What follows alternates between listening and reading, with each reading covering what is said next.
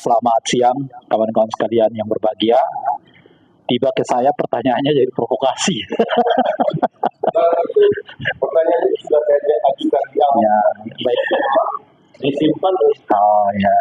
Ada bagian-bagian nih.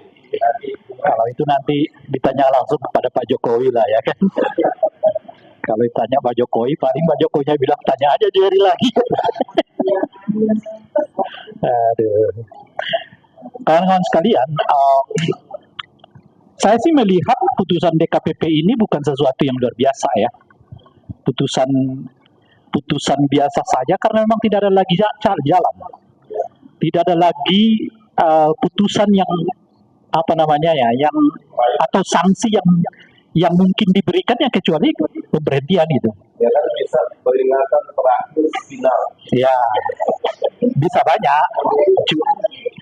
Iya bisa.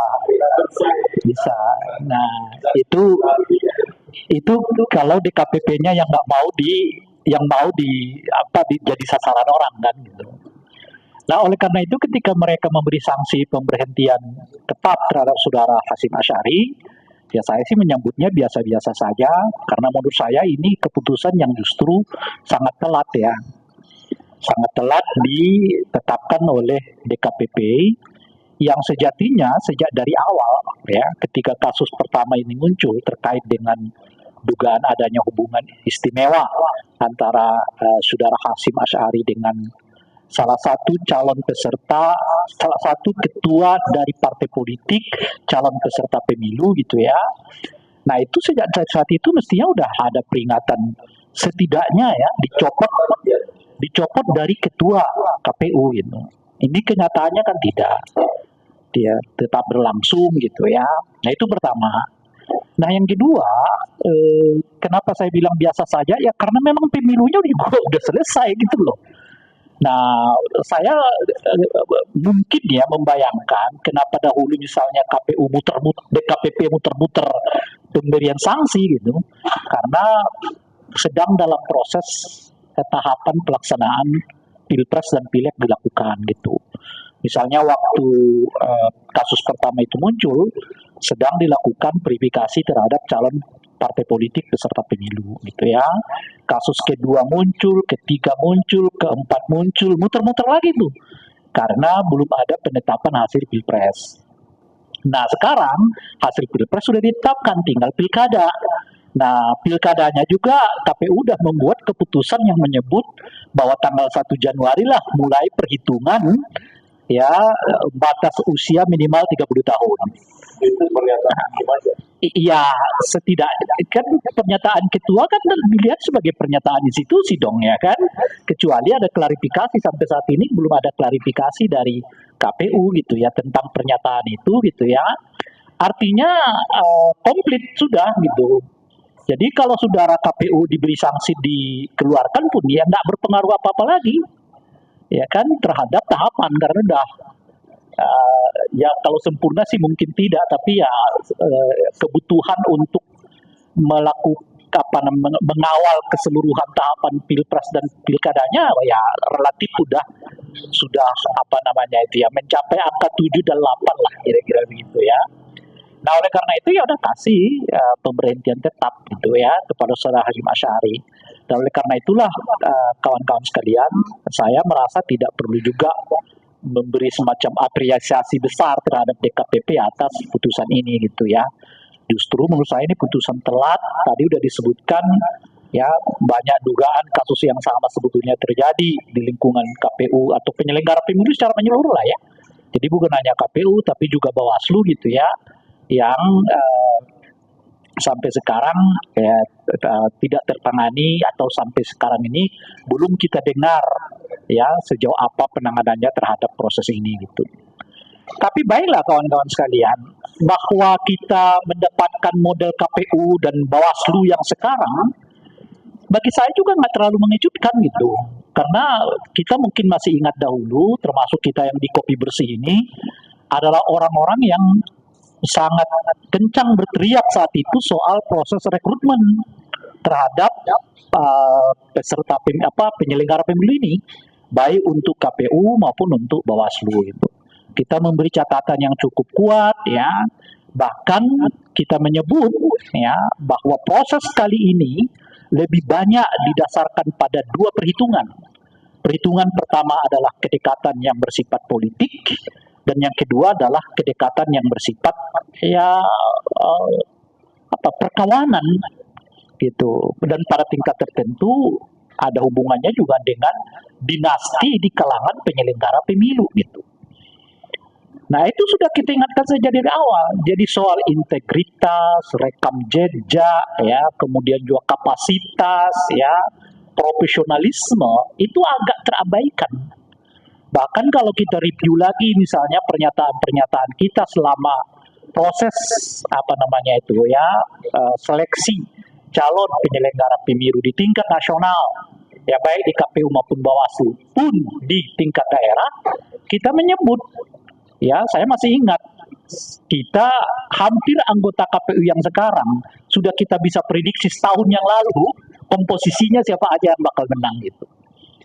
Yang misi itu mungkin satu atau dua, ya dari beberapa anggota KPU sekarang itu 9 ya, 7.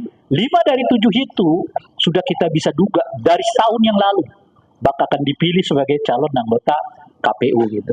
Saya sebelum dilihat, ya saya kira pernyataan kita soal itu masih terekam oleh media ya. Kita mengatakan ini hampir 80% apa yang kita bayangkan gitu ya, itu terpilih. Apa yang kita diskusikan, kita bacakan terpilih gitu ya. Karena kita udah mendengar dari setahun yang lalu, orang ini sudah punya kaitan dengan praksi anu gitu ya. Orang ini udah digadang-gadang oleh Komisi 2 anu gitu, anggota Komisi 2 anu gitu. Sehingga enggak terlalu mengejutkan gitu. Apa yang terjadi pada saat ini karena sudah saya sebutkan tadi, proses rekrutmennya lebih kental nuansa politiknya dan juga persekawanannya gitu ya, dibandingkan unsur-unsur soal profesionalisme, rekam jejak, kapasitas ya, apalagi gitu ya, prestasi gitu. Itu nggak terlalu diperhitungkan gitu. Nah, yang ada itu ya, makanya setelah itu misalnya ya, kita melanjutkan pernyataan itu dengan menyebut kalau ada istilah ya petugas partai, maka penyelenggara pemilu ya kurang lebih adalah petugas Komisi 2. Tetap disebutkan saat itu. Kenapa gitu? Karena masukan-masukan dari elemen civil society dengan sangat mudah diabaikan oleh penyelenggara pemilu, entah itu KPU maupun Bawaslu, selama tidak ditegur oleh Komisi 2 gitu. Oh, perempuan 30%. Iya. Misalnya sebagai contoh tuh kan, kita MA udah membuat keputusan soal 30% perempuan. Cara menghitungnya tuh.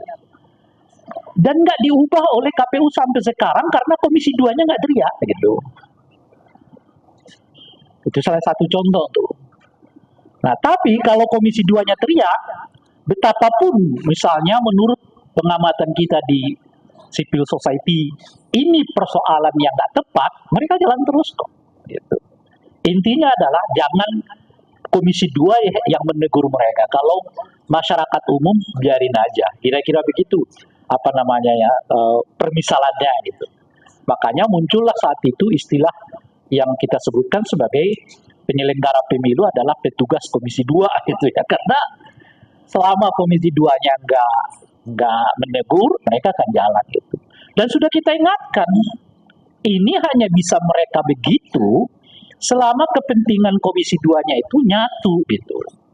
Nah, kepentingan Komisi 2-nya itu udah terbaca sampai penetapan peserta pemilu. Begitu peserta pemilu ditetapkan, mereka udah punya kepentingan berbeda-beda gitu.